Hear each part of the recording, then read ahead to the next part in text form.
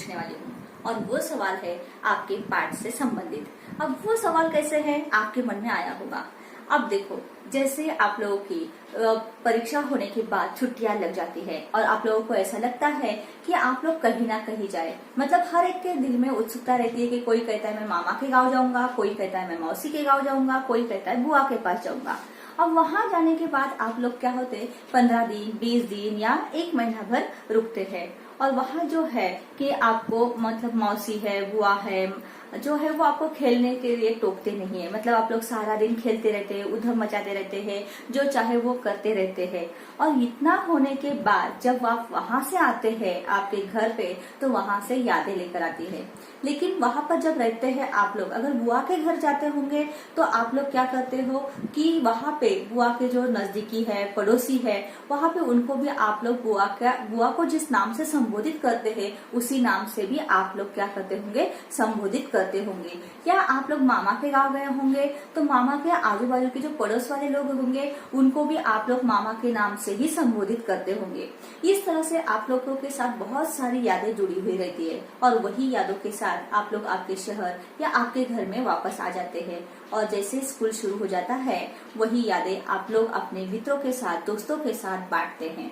अब इसी पाठ को लेकर मैं यहाँ पर जो है चर्चा करने वाली हूँ। इस पाठ का जो नाम है वो लाख की चुड़िया। अब लाख की चुड़िया में भी आपके जैसा ही एक छोटा बालक है, वो अपने मामा के गांव जाता है। अब मामा के गांव तो जाता है लेकिन वहाँ की यादें वो भी अपने साथ लेकर आता है, अपने दोस्तों के साथ बांटता है। अब यहाँ पर मैंने इस पाठ के संबंधित जो चित्र निकाले हैं वो चित्र को देखकर आपको क्या क्या समझ में आता है, इस चित्र में आपको क्या क्या दिखाई देता है। देखो यहाँ पर है कि यहाँ पर है जो आपको आदमी, चुड़िया, एक औरत के जो कलाइयाँ है, हाथ है वो दिखाई देता है और उससे संबंधित एक पेड़ है, वहां पर एक आग का चित्र दिखाई दे रहा है और एक लड़की का चित्र दिखाई दे रहा है।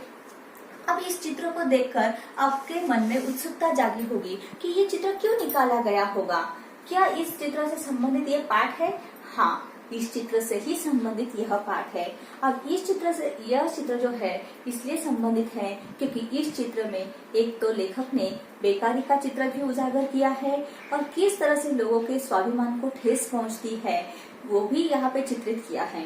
अब इस पाठ के जो लेखक है वो है कामतानाथ। कामतानाथ का जो जन्म है वो 22 सितंबर 1935 में लखनऊ में हुआ था। उनको भी ऐसे ही लिखन कार्य में रुचि है और उनकी जो है छुट्टियां, तीसरी सांस, लाख की चुड़िया यह कहानी संग्रह बहुत प्रसिद्ध है और लाख की चुड़िया कहानी संग्रह में से ही आपका ये पाठ लिया गया है। अब उसके साथ साथ उनके सुबह होने तक तुम्हारे नाम यह उपन्यास प्रसिद्ध है। दिशाहीन, संक्रमण, कल्पतरु, छाया यह नाटक भी उनके प्रसिद्ध है। अब इतना ये लेखन होने के बाद उनको इस लेखन के कारण ही साहित्य भूषण, मुक्ति बोध ऐसे अनेक पुरस्कारों से सम्मानित किया गया था। अब ये पुरस्कारों से सम्मानित करने के बाद सबसे ज्यादा उनको जो प्रसिद्धि है वो लाख की चुड़िया कहानी संग्रह से मिली है। अब यहाँ पर जो है कि लेखक जो है कामतानाथ यह क्या करते हैं कि हमेशा छुट्टियों में अपने ननिहाल जाते हैं। अब ननिहाल तो जाते हैं, ननिहाल जाते हैं मतलब मामा के गांव वो हमेशा जाते हैं और मामा के गांव जाने के बाद उनको ऐसा लगता है कि वो अपने मन की चाहे मतलब मर्जी से खेलते रहते हैं या वहां पर जो है जो बच्चे खेलते हैं कंचे खेलना या बाकी जो खेल है तालाब में डुबकिया लगाना ये सारा वो वहां के बच्चों के साथ करते रहते हैं। अब वहां पर ही क्या होता है कि उस गाँव में एक बद्लू नामक आदमी रहता है। अब वहां पर जो बद्लू नामक आदमी है वहां पर उसको लेखक को अब वो मामा के गांव गया है तो उसको बद्लू को बद्लू मामा कहकर संबोधित करना चाहिए था, लेकिन वो क्या करता है कि गांव के जो अन्य बच्चे उसको बद्लू काका कहते थे उसी तरह से उसको भी बद्लू काका ही कहकर वो संबोधित करता है। अब बद्लू काका उसका उस गांव में सबसे प्रिय आदमी है क्योंकि सबसे ज्यादा लगाव उसको बद्लू काका से है क्योंकि बद्लू काका उसको बहुत प्यार से बातें करना, उसको पूछताछ करना ये सारी वो चीजें करते करते हैं। अब वहाँ पर ननिहाल या मामा के गांव जाने की रुचि क्यों रहती है हमेशा लेखक को? क्योंकि वहाँ पर वो सबसे पहले बदलू काका को मिलता है, और बदलू काका को मिलने के बाद उनके पास दोपहर में बैठने के बाद वो क्या करते हैं, उसको खेलने के लिए रंग बिरंगी गोलियां देते हैं। अब वो रंगी बिरंगी गोलियां है वो बहुत आकर्षित रहती है, देखने में बहुत सुबक रहती है, सुंदर रहती है। और वही जो है गोलियां वो क्या करता है लेखक, बहुत सारे इकट्ठा करके अपने शहर वापस आता है, अपने दोस्तों को दिखाता है, और वो जो गोलियां रहती है वो सबका मन आकर्षित कर लेती है, इतनी वो लुभावनी और सुंदर गोलियां रहती है। अब आपके मन में सवाल आता होगा कि गोलियां, अब गोलियां किस चीज की होगी? वो एक्चुअली जो है वो गोलियां है लाख की गोलियां। अब लाख जो है आपको पता नहीं कि लाख कैसे होता है। आप लोगों ने कभी फिल्मों में देखा होगा या कभी आप लोगों ने देखा होगा कि एक आधे कार्यालय या दफ्तर पर इनकम टैक्स वालों ने मतलब ये किया होगा, तो वहां पे जो सील लगाते हैं, सील करने के बाद वहां पे वो सील करने के बाद एक ताला लगाते हैं, ताले के ऊपर एक कपड़ा बांधते हैं, और कपड़े के ऊपर जो रेड कलर का रहता है उसको लाख कहते हैं। अब ये ऐसे लाख की जो है वो रंगी बिरंगी गोलियां रहती है। अब ये गोलियां जो है वो लेखक अपने शहर पे लेकर आता है। अब यहाँ पर जो है कि जो लेखक है वो क्या करता है कि बदलू काका को मतलब वहां पर जो है हर रोज वो बदलू काका को मिलने के लिए जाता है, और बदलू को क्या होता है कि उसका जो है पैतृक व्यवसाय, पैतृक मतलब पूर्वजों से चला आ रहा जो व्यवसाय है चूड़िया बनाने का, लाख की चूड़िया बनाने का जो व्यवसाय है उसको वो क्या करता है आगे लेके जाता है, उसकी वही कोशिश रहती है। अब इसलिए उसके पास क्या होता है लाख की छोटी छोटी गोलियां रहती है, और वो मनिहारी व्यवसाय होने के कारण उसमें उसको बहुत मतलब इंटरेस्ट रहता है, रुचि रहती है, इस कारण वो बहुत अच्छी अच्छी चूड़िया बनाता है। अब चूड़िया बनने की प्रक्रिया, अब चूड़िया बनने की जो प्रक्रिया है वो किस तरह से रहती है वो लेखक यहाँ पर बताना चाहता है आपको कि वहाँ पर वो क्या करता है, ये जो बदलू नामक व्यक्ति है या काका है वो क्या करता है, उसका जो मकान है वो ऊंचाई पर है, और एक नीम के पेड़ के नीचे वो हमेशा वहां पर रहता है, और नीम के पेड़ के नीचे एक आग की भट्टी जलाता है, और वहां पर ही बैठने के लिए उसको एक चारपाई या मचिया रहती है, और वहां पर बैठकर वो क्या करता है, जो आग की भट्टी रहती है उसके ऊपर लाख पिघलता है, और लाख पिघलाने के बाद बेलन रूपा एक जो लकड़ी का आकार रहता है उसके ऊपर वो लाख को क्या करता है गोल गोल बनाता रहता है। अब जो गोल गोल बनाने के बाद और थोड़ी देर सूखने के बाद उसके ऊपर वो रंगीन मतलब वो उसको रंग देता है, अलग अलग रंग से उसको सुशोभित करता है, उसके ऊपर डिजाइन निकालता है, इस तरह से वो लाख की चूड़िया बनाता है। अब वो लाख की चूड़िया तो बनाता है, लेकिन उसके बाद आगे क्या? तो आप लोग कहेंगे कि आगे वो बेचता होगा या होलसेल में बेचता होगा, आपके दिमाग में यही आ जाएगा कि वो किसी दुकानदार को होलसेल में बेचेगा या गांव में घूमकर मतलब जैसे साइकिल हो या उसकी जो गाड़ी है उसके ऊपर वो लेके बेचता होगा, लेकिन ऐसा नहीं है। वहां पर उस वक्त उस गांव में क्या रहता था, वस्तु विनिमय की एक पद्धति रहती है। अब वस्तु विनिमय क्या है कि जो गाँव में क्या होता है कि वस्तु के बदले कुछ अनाज देना या अनाज लेना, और वैसे ही ये बदलू क्या करता है कि गांव में जो चूड़िया है वो बेचता है, लेकिन चूड़ियों के बदले वो लोगों से अनाज लेता है। मतलब अनाज में क्या है, गेहूं है, चावल है, बाजरे, ज्वारी, ऐसे जो वस्तु वो ये लेता है। और इतना ही नहीं कि उसकी जो चूड़िया है बस उसके गांव में ही नहीं बल्कि आजू बाजू के गांव में भी बहुत प्रसिद्ध है। मतलब वहाँ की जो औरतें हैं वो हर औरतों के हाथ में बदलू के बनाई हुई चूड़िया ही दिखती है, इसलिए उसकी चूड़िया बहुत मतलब वहां पर लेते थे और उसके बदले में उसको अनाज भी देते थे।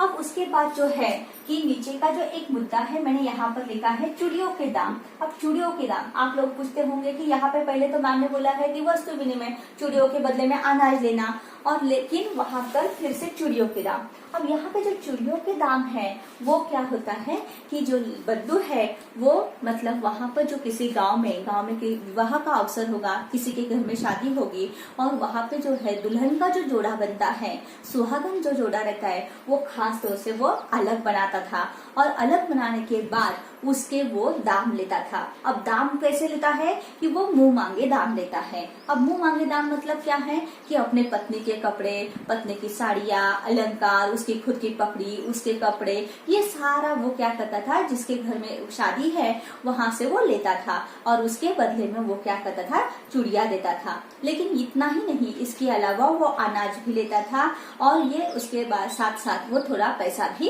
लेता था। इस तरह से वो क्या करता था, जो शादी का जोड़ा है बस उसके ही वो पैसे लेता था, अन्यथा वो क्या करता था, वस्तु विनिमय इस पद्धति के द्वारा वो चूड़ियां बेचता था। अब उसके बाद जो है अगला जो मुद्दा है बदलू का स्वभाव। अब बदलू का स्वभाव जो है वो है, यहाँ पर मैंने दिखाया है स्वाभिमानी, प्रेम भाव और जिद्दी। अब स्वाभिमानी क्यों है कि वहां पर बदलू काका के साथ एक घटना घटती है। कि वो घटना कैसे घटती है कि वहां पर एक जमींदार के बहन की शादी रहती है और वो जो शादी में उसके लिए जो जोड़ा चूड़ियों का, लाख की चूड़ियों का जोड़ा बनाता है, लेकिन उस वक्त क्या होता है कि वो जमींदार है वो उसको सिर्फ 10 आने में ही मांगता है। मतलब हमेशा वो क्या करता है कि शादी के जो जोड़े है उसकी मुंह मांगी कीमत मांगता है, लेकिन यहाँ पर जमींदार उसको मुंह मांगी कीमत देने के लिए तैयार नहीं होता है। अब वो 10 आने में देने के लिए तैयार नहीं होता है और यहाँ पे मतलब उसको यह भी दिखाई देता है कि वो उसको 10 आने में उसकी चूड़ियां नहीं बेचता है, वो जिद्दी है। वो मतलब लाख समझाने के बाद भी उसने वो चूड़ियां नहीं दी। अब उसका जो दूसरा है वो है प्रेम भाव। मतलब जब लेखक हमेशा जब भी बदलू काका के घर जाता था, दिन भर वहां पर बैठता था, तो वो क्या करता था कि उसकी खातिरदारी करता था। खातिरदारी करना मतलब क्या कि उसको पेड़ के जो है ताजे ताजे आम देना, मलाई देना, उसकी खातिरदारी करना, ये उसको खाने के लिए देना। अब इससे भी वो क्या होता है कि उसके अंदर का प्रेम भाव वहां पे झलकता है और वो हमेशा लेखक को लल्ला के नाम से बुलाता था कि लल्ला तुम्हारे शहर में ये नहीं मिलता होगा, ये खाओ, ये नहीं मिलता होगा, वो खाओ। इस तरह से उसको आग्रह करके खिलाता था। अब दूसरा जो मुद्दा है आगे, बदलू की चिढ़। और बदलू की चिढ़ शहर के प्रति उसका देखने का नजरिया और दृष्टिकोण। मतलब जब भी लेखक बदलू के पास जाता था तो वो शहर की बातें करता रहता था। शहर की बातें करना मतलब कि वो लेखक को हमेशा पूछता था कि लल्ला तुम्हारे शहर में कैसे है, क्या चलता है, तुम्हारी पढ़ाई कैसी है, तुम्हारे माता पिता कैसे है, तुम्हारे दोस्त कैसे है, इसके बारे में वो हमेशा पूछता रहता था। लेकिन शहर उसको जो है बदलू को ज्यादा भाता नहीं था, शहर मतलब अच्छा नहीं लगता था। लेकिन ऐसे जो है मतलब कि लेखक है लल्ला जो कभी बोलते था कि हमारे शहर में तो औरतें कांच की चूड़ियां पहनते हैं, जब ऐसे ही कह देता तो ये बदलू काका चिढ़ जाता था, गुस्सा उठता था और इसके मतलब उसका जो देखने का नजरिया था वो अलग था। वो कहता है कि नहीं, तुम्हारी शहर की जो औरतें हैं वो बहुत नाजुक है, उनकी कलाइयां नाजुक है, उनको लाख की चूड़ियों का जो भार है वो सहन नहीं होता, उनके कहीं कलाई में मोच ना आ जाए। इस कारण वो क्या करते हैं कि कांच की चूड़ियां पहनते हैं। और कांच की चूड़ियां पहनते हैं तो मतलब, और दूसरी बात यह है कि वहाँ पे शहर पे तो हर बात अलग होती है, वह तो अपने मर्द के हाथ में हाथ डालकर भी घूमते हैं, लेकिन गांव में ऐसा नहीं होता है, गांव में बड़ों की इज्जत की जाती है। इस तरह से वो क्या करता है, अपना गुस्सा लेखक के प्रति मतलब शहर के प्रति लेखक के सामने दिखलाता है। उसके बाद क्या होता है कि जो मुद्दा है वो है 8-10 वर्ष बाद लेखक का गांव में जाना। अब यहाँ पर जो लेखक है पहले कि जो बदलू काका का जो नजरिया है, दृष्टिकोण है, वो वहां तक जब बातें होती है लेखक छोटा रहता है। लेकिन उसके बाद क्या होता है कि उसके पिताजी का तबादला मतलब ट्रांसफर, ये बहुत दूर गांव में हो जाता है, शहर में हो जाता है। इस कारण लेखक जो है कि मामा के गांव 8-10 साल तक नहीं जा पाता है और तब तक लेखक क्या होता है, बहुत बड़ा हो जाता है। और बड़ा होने के बाद जो लेखक को रंगी बिरंगी गोलियां मिलती थी, उसमें जो रुचि थी वो कम हो गई थी। अब ये रुचि कम हो जाने के बाद मतलब वो 8-10 वर्षों के बाद मामा के गांव जाता है। मामा के गांव जाने के बाद भी वो घर में ही रहता है।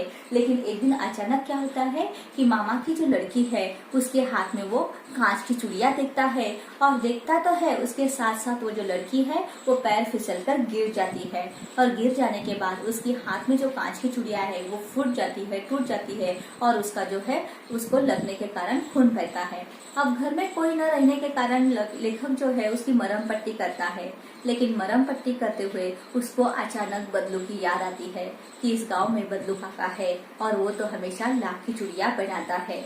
अब इतना उसको याद आता है, पिछली बातें सारी याद आती है और वो ठान लेता है कि उसको शाम को मिलने के लिए जाए। इस तरह से वो क्या होता है, बदलू काका शाम को लेखक बदलू काका को मिलने के लिए चला जाता है। अब लेखक वहां पर जब बदलू काका को मिलने के लिए जाता है और बदलू काका को देखते हुए उसकी मन की व्यथा वो जान लेता है, मन की व्यथा का, पीड़ा का, दुख का अंदाजा लगा देता है कि वो वहां पे देखता है ऊपर ऊंचाई पर तो मकान है, नीम का पेड़ वैसा ही है, वो चारपाई है, मछिया है, लेकिन वहां पर लेखक को लल्ला को कोई आग की भट्टी नहीं दिखाई देती। आग की भट्टी न दिखा देने के कारण वो बदलू काका को पूछता है कि बदलू काका तुमने काम बंद कर दिया है क्या? बस इतना ही कहने के बाद बदलू काका के चेहरे पर से उसके वो भाव झलकते हैं और वो लल्ला को कहता है कि लल्ला मैंने काम तो बहुत सालों से बंद कर दिया है।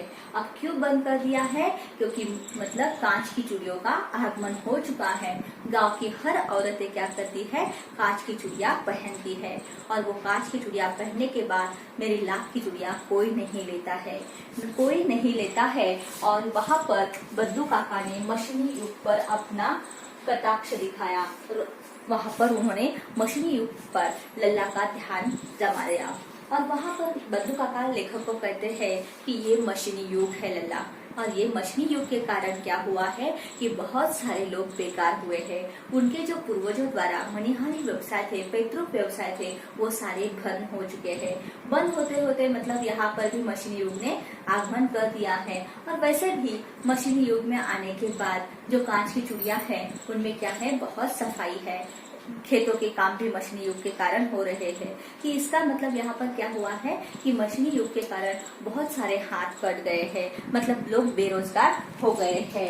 अब उतने में ही क्या होता है कि लाख की जो चूड़िया है वो लेखक किसके हाथों में देखता है कि यहाँ पर मैंने जो दिखाया है ये लड़की का चित्र, वो है बदलू की लड़की, उसका नाम है रज्जो। और वो क्या करती है, ये लल्ला के लिए गिने चुने आम लेकर आती है।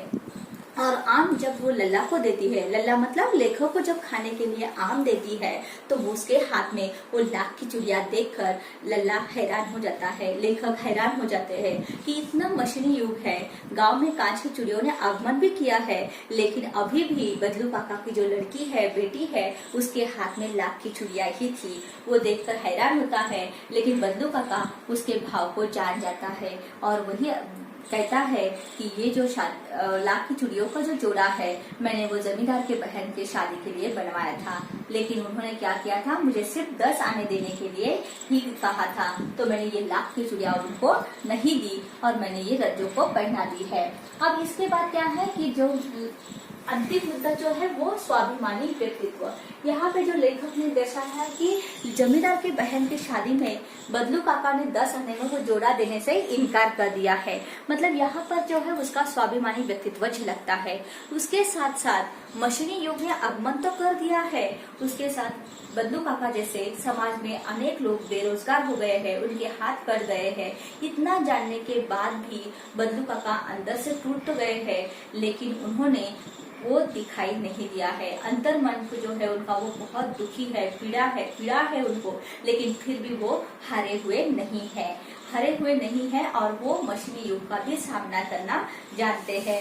इस तरह से इस पाठ में यहाँ पर दिखाया कि मशीनी युग आने के बाद किस तरह से लोग बेरोजगार होते हैं, किस तरह से गांव के लोग प्यार से दूसरों के साथ व्यवहार करते हैं, ये भी दिखाया है। और उसकी जो प्रक्रिया है, पैतृक मणिहार व्यवसाय करने की जो प्रक्रिया है, वो भी आप लोगों को यहाँ पर दिखाई दी है।